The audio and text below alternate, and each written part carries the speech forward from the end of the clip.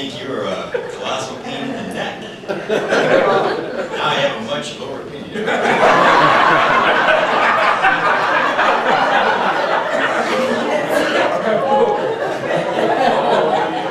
Well, we had one rabbi, you have one, you need two.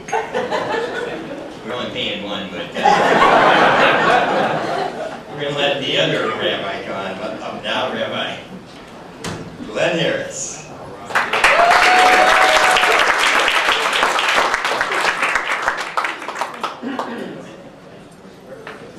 Thank you. Thank you very much, Shaq. Not often you get to be introduced by a Ferengi.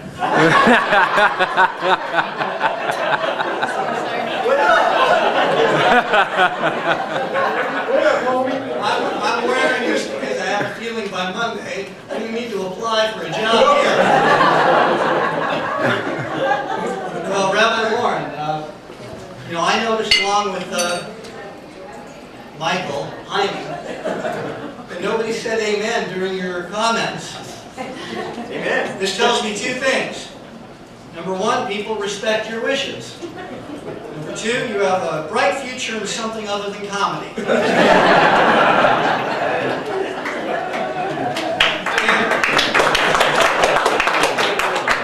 And those are the future employers. Now, I'm trying to figure out what you were dressing for. I'm wondering if you thought you were coming to a funeral, or if this is your, like, Tom Jones shit. Walking in thinking it's not unusual. Either that or, he's been watching The Princess Bride and he dreams of being the dread pirate Roberts. And he couldn't find the mask.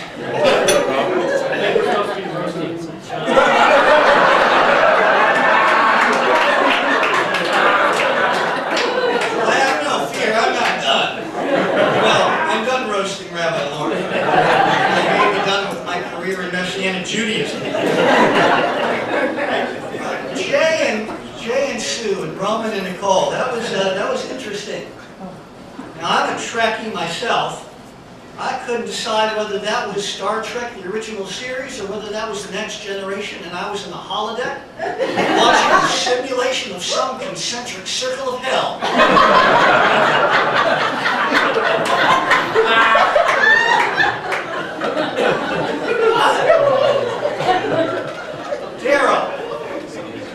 Daryl, I didn't realize you went that far back with John. How come you don't have gray hair?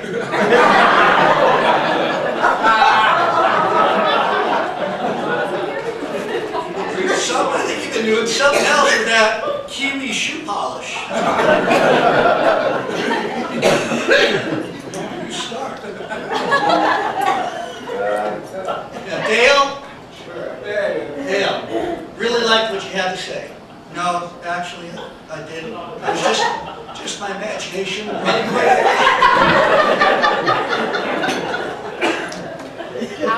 It's an honor for me to be invited to pay tribute to a man who's accomplished so much, who's impacted so many lives, engendered goodwill across really all kinds of boundaries. A man of outstanding gifts and talents. Even though that guy couldn't be here tonight, we already rented the place. You might as well roast John. John, I'm really almost glad to be here. It might be exaggeration to say that wild horses couldn't keep me away. But I found out that TV Land was running reruns of Sanford and Son. I was a little torn.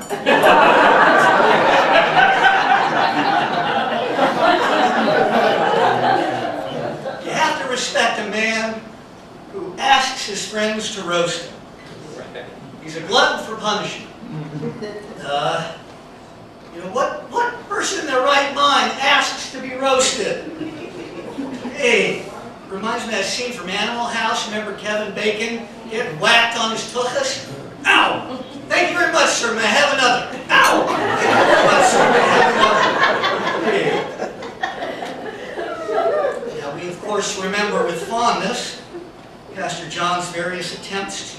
start a recovery church.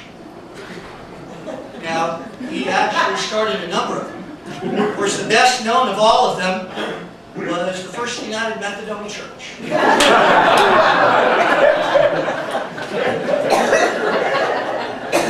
did pretty well for a while. You know, we knew it couldn't last because just right down the block they started the Free Methodist Church.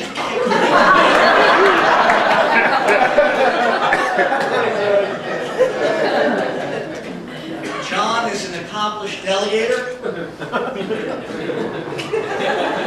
He has an uncanny ability to identify people's gifts and their abilities and the gentle persuasion by which they employ those gifts. But, you know, I have to wonder what kind of gentle persuasion he used on Donna to get her to drive him everywhere.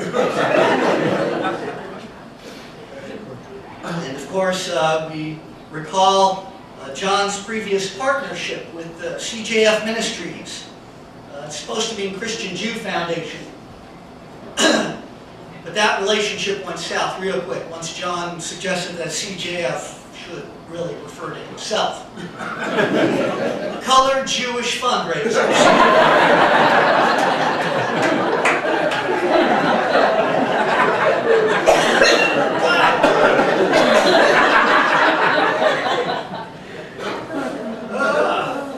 What you may not know is about that same time he did apply to the staff of Friends of Israel ministry. They took one look and decided Israel needed better friends.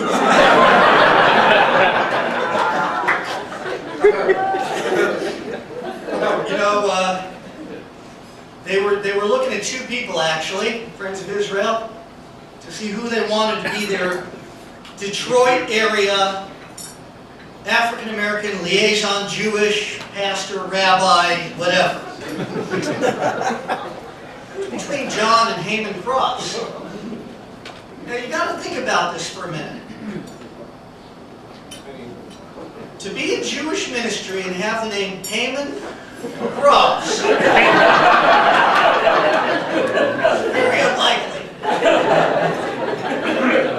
Which explains why John went and started Shalom Ministry.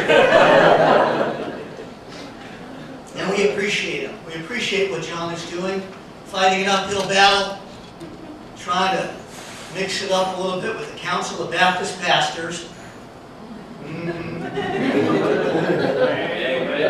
Wow, wow! I gotta believe he would have made much better inroads if upon his first meeting with them he hadn't pulled out his wallet and produced his Jewish Republicans of Southeastern Michigan membership card. But you should be impressed. His membership number is 8. There are 11 of us. John, we appreciate you. Tonight we're hoping that people will give generously, but you sure give new meaning to the term give it up. We love you, we love the work you're doing, we believe in what you're doing, and we're right behind you all the way. You'll never know how close. If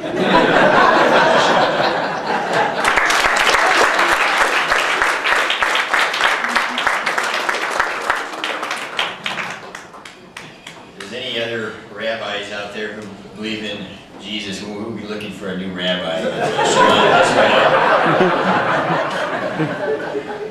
You may apply to Rabbi Lord. I've been informed, John, that some of your other homies couldn't make it. They put some metal detectors out there and they couldn't get through.